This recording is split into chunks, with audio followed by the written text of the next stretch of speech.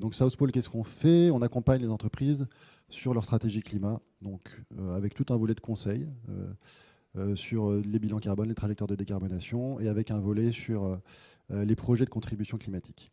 En quelques mots, donc on est présent au niveau mondial, 1200 personnes, donc un des leaders sur le sujet spécifiquement du climat. Moi, Adrien Dessalini, je m'occupe en particulier donc, pour les bureaux de Paris et Bruxelles des équipes en charge justement de ces plans d'action, enfin de ces comptabilité carbone et plans d'action de décarbonation. Et donc ça fait quelques temps maintenant qu'on travaille avec Legrand sur le sujet. Et je vais laisser Virginie venir se présenter. Merci Adrien, bonjour à tous. Donc Virginie Gatin, donc je suis la directrice RSE du groupe Legrand, et donc je suis accompagnée de Serena Salamé, qui est donc la directrice des achats du groupe. Et du coup, on voulait vous parler un petit peu de ce qu'on fait. Je ne sais pas comment on fait, Adrien, si on fait question-réponse, si je réponds à mes propres questions. Ouais. Ok. Donc très rapidement, pour ceux qui ne connaissent pas, donc le groupe Legrand, donc on est le spécialiste des équipements électriques pour le bâtiment, avec des produits un peu plus traditionnels que vous connaissez tous, prises, interrupteurs, disjoncteurs, etc. Donc on est plutôt connu par le grand public sur ces volets-là. Mais on voit une grosse partie de notre activité qui se développe dans les data centers, dans tout ce qui est offre connectée, tout ce qui est produits à efficacité énergétique, qui représente tout ça maintenant la majorité de notre chiffre d'affaires. On est présent dans plus de 90 pays. Il faut savoir que tout ce qui est électrique, en fait, vous avez beaucoup de normes électriques pays par pays. Les pays sont protégés comme ça. Et du coup, nous, on produit majoritairement là où on vend. Donc, on est présent avec des usines dans près de 90 pays dans le monde. Donc, on produit beaucoup localement et du coup, on achète beaucoup localement. 38 000 collaborateurs dans le monde, chiffre d'affaires de 8,3 milliards d'euros en 2022. Et on est une entreprise du CAC 40, souvent un peu moins connue que les autres. Mais c'est pas mal aussi pour avancer sur les sujets RSE. Voilà très rapidement Legrand. Merci Virginie. Du coup, on aborde, alors on va y aller en entonnoir, mais assez rapidement sur le cœur du sujet.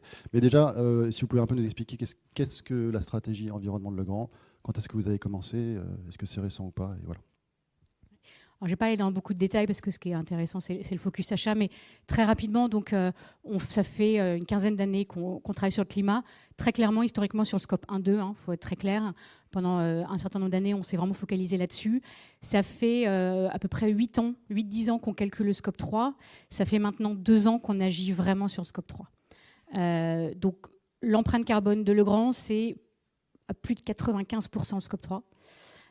Avec dans les grandes masses, évidemment nos fournisseurs, la phase d'usage de nos produits et le transport amont-aval. Il y a d'autres choses, mais le gros c'est ça. Donc effectivement, agir sur la partie achat est absolument essentiel pour nous. Alors, du coup, la question, évidemment, les achats étant importants, c'est toujours une question qui va se poser ensuite, c'est justement comment est-ce qu'on va appliquer cette partie achat et cette chaîne de valeur. La question qu'on peut se poser, est-ce que vous confirmez ou pas déjà que cet engagement des fournisseurs il est nécessaire, et en quoi un petit peu il est nécessaire vis-à-vis de vos objectifs? Et on va peut-être pouvoir rappeler aussi, puisque j'ai sauté un point, c'est vos ambitions sur le climat. Alors en fait, la raison pour laquelle on co-présente ça avec South Pole, c'est évidemment South Pole nous accompagne depuis un an et demi. Donc on s'est engagé SBTi en 2021, donc on a eu la validation SBTi en 2021 sur notre trajectoire 2030 avec un engagement moins 50% scope 1-2 et moins 15% scope 3 à horizon 2030 versus 2019. Donc c'était aligné 1,5 degré scope 1-2, 2 degrés scope 3. C'était une bonne mise en jambe, mais on savait très bien que ce n'était pas suffisant. Donc, en fait, le travail qu'on a mené depuis plus d'1 an avec South Pole, c'est un engagement SBTi net zéro. Donc, on vient de soumettre à SBTi cette trajectoire net zéro, 2030-2050. On attend leur réponse. On est très confiants parce qu'on a bien travaillé ensemble. Mais voilà, donc on se dirigerait forcément vers quelque chose d'encore plus ambitieux, même à horizon 2030, puisque c'est la nature même d'un engagement SBTi net zéro, c'est qu'on reste sur 1,5 degré scope 1-2 et on irait sur du well below 2 sur le scope 3. Donc une accélération de la décroissance de notre scope 3. Donc voilà les grands engagements de Legrand. du coup, il en découle évidemment qu'on a un engagement achat très fort derrière, puisque les fournisseurs représentent une part non négligeable de notre empreinte carbone. Alors, si on rentre un peu plus dans le concret, du coup, qu'est-ce que vous pouvez nous dire des actions concrètes qui sont engagées sur ce sujet-là pour embarquer les fournisseurs? Merci. Donc, c'est Anna Salamé, CPO Legrand. Virginie me met la pression sur le scope 3 et je suis dans le groupe depuis à peu près 1 an et demi et juste, c'est pas pour mentionner mon parcours, mais un des points qui m'a beaucoup attiré pour rejoindre Legrand, c'est l'ambition RSE et la sincérité en fait de tout ce qu'on fait. Donc dans les actions concrètes dans la chaîne de valeur, on est vraiment très actifs. Tout d'abord, on attend de nos fournisseurs de s'engager dans des trajectoires de décarbonation. On est en train de travailler au travers de différents outils, et South Pole nous aide également, la maturité des fournisseurs, parce qu'on se doute bien que cette segmentation est importante pour pouvoir les accompagner efficacement. On ne peut pas accompagner un grand fournisseur comme une PME. On est en train de déployer également de la formation, des webinaires spécialisés sur le carbone auprès de nos acheteurs, mais aussi auprès de nos fournisseurs. Comme ça, on parle un peu la même chose et on les dote d'outils. On a intégré, au-delà de la cotation RSE, spécifiquement le carbone, les émissions dans nos choix fournisseurs. Et ce matin, j'avais par exemple un choix fournisseur, on voit la solution avant-après. Donc ça, c'est quelque chose de très intéressant et très pratique pour sensibiliser à la fois les fournisseurs et les acheteurs parce que ça a un impact direct sur les décisions. Et puis, dernier exemple, on est en train de nouer un partenariat, enfin quelques partenariats, avec des fournisseurs qui basent leurs process de fabrication, qui sont des process bien moins émetteurs. Ça concerne beaucoup le métal, vous voyez bien ce que c'est. Donc on est en train de développer de plus en plus ce genre de partenariat. Merci pour cette première explication. Après, la question qu'on peut se poser, c'est ces fameux fournisseurs, qu'est-ce que vous en attendez concrètement à court terme, peut-être à plus moyen terme, mais finalement, quand vous allez les voir, qu'est-ce que vous leur demandez, qu'est-ce que vous en attendez? Alors, tout d'abord, on leur demande de s'engager sur une trajectoire. On leur demande de calculer leur empreinte carbone. C'est aussi une façon de voir où sont les enjeux. Et on leur demande de proposer des actions, des plans d'action pour diminuer, que ce soit des plans d'action produits, footprint, process, industriel, achat énergie verte, etc. Donc on est en train de les embarquer de plus en plus vers ça. Et le webinaire dont j'ai parlé tout à l'heure va nous aider parce qu'on va avoir des pistes et puis on va partager de plus en plus des pistes. Et ce qu'on aimerait quand même rapidement, c'est de travailler de plus en plus sur les empreintes produits. Parce qu'on pense que c'est quelque chose qui va être le plus pertinent, mesurable, robuste. Donc on aimerait se diriger de plus en plus vers ça. Merci pour ces précisions. Un autre angle ou une autre question qu'on peut se poser et qu'on se pose à chaque fois, enfin nous à chaque fois qu'on accompagne les entreprises sur le sujet de l'embarquement de la chaîne de valeur, c'est finalement qui sont ces fournisseurs, quelle diversité y a-t-il et en gros comment est-ce qu'on caractérise ce panel fournisseur, puisque si on a beaucoup de fournisseurs ou pas beaucoup de fournisseurs et si ces fournisseurs sont très avancés ou pas du tout avancés, eh ben c'est pas du tout pareil. En tout cas, on peut imaginer des leviers d'action qui sont bien différents, qui sont complémentaires. Donc voilà, est-ce que vous pouvez nous préciser un petit peu ce point-là? Alors, de là où je viens, quand j'ai vu le panel fournisseur, c'est un casse-tête. Mais normal, on vend 300 000 références. On a des produits qui vont de la prise du disjoncteur à des EV charging. Donc forcément, on a un panel qui est très développé parce qu'on est à la fois sur des matières, sur de la transformation, sur des batteries, sur des UPS, sur tout un tas de produits. Donc on a le panel qui va avec. Et la maturité n'est pas du tout la même. Quand on parle à un grand fournisseur à Mills dans l'acier, ce n'est pas une PME qui va faire de l'assemblage à côté d'une usine, etc. Donc, on a une grande variété de fournisseurs et l'accompagnement, l'incitation, la démarche est tout à fait différente entre les très gros qui sont très engagés, SBTI, qui ont déjà des trajectoires, etc.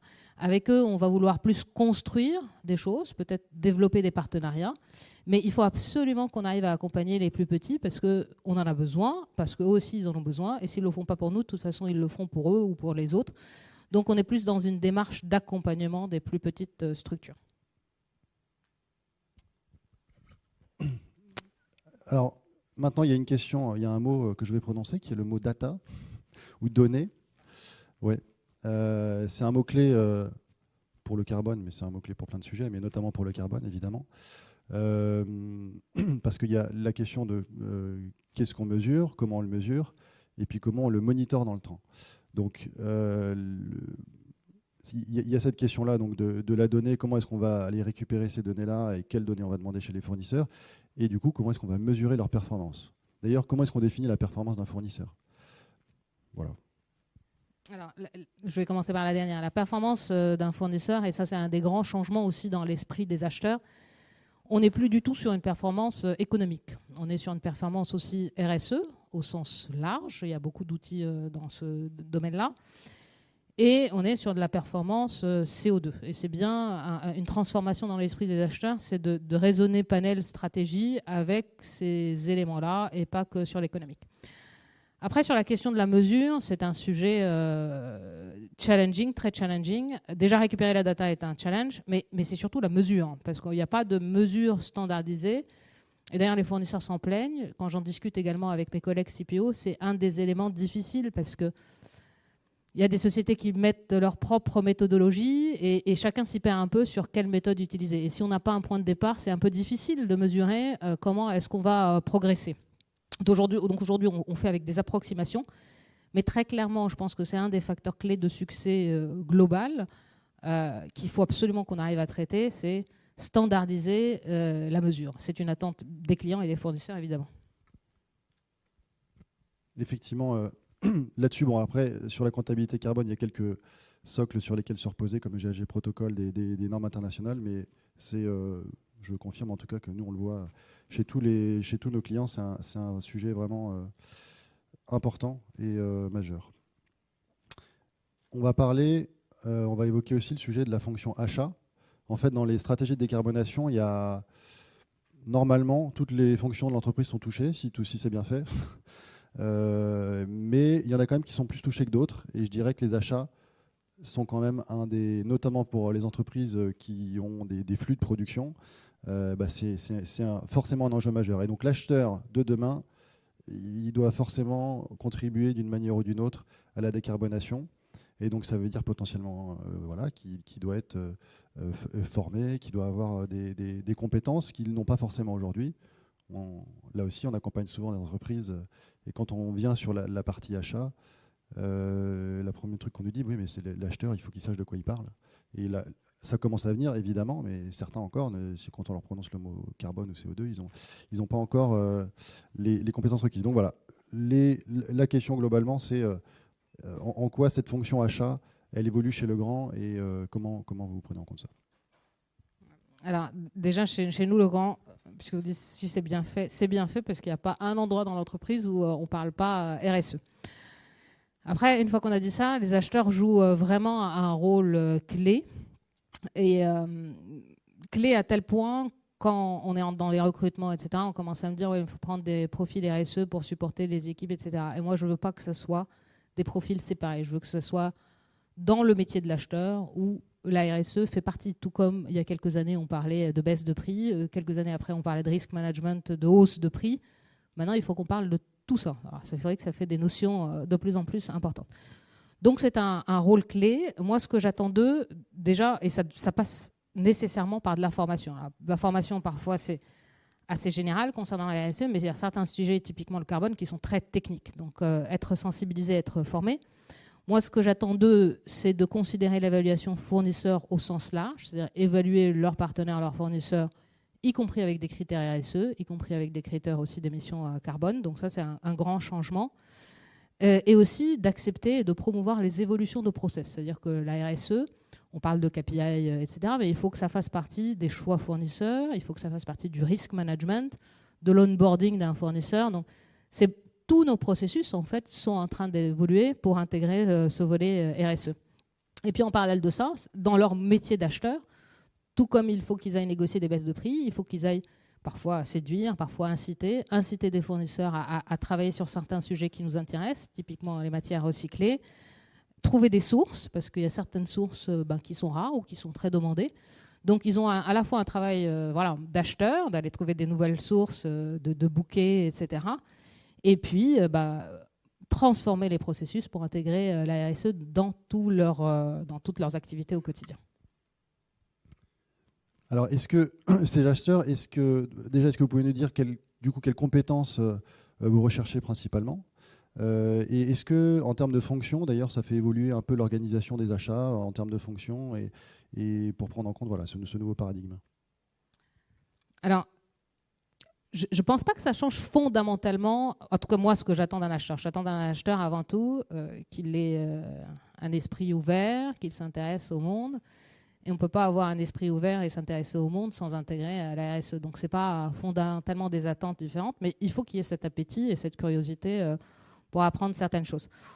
Moi, j'ai pris le pari d'avoir quand même de renforcer en centrale cette fonction-là, parce que c'est là où on va brainstormer sur dire RSE, que ce soit DNI, que ce soit CO2, sur tous ces items-là, comment on veut l'embarquer dans toutes nos actions. Donc, sur la partie process, pilotage, consolidation, j'ai une équipe centrale. Après, j'attends à ce que tous les acheteurs, et il faut qu'on leur mette en place les formations nécessaires, puissent parler de ces sujets de manière à l'aise.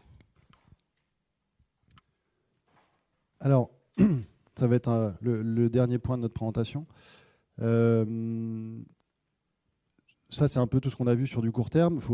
On voulait aussi se projeter peut-être un peu sur du plus long terme.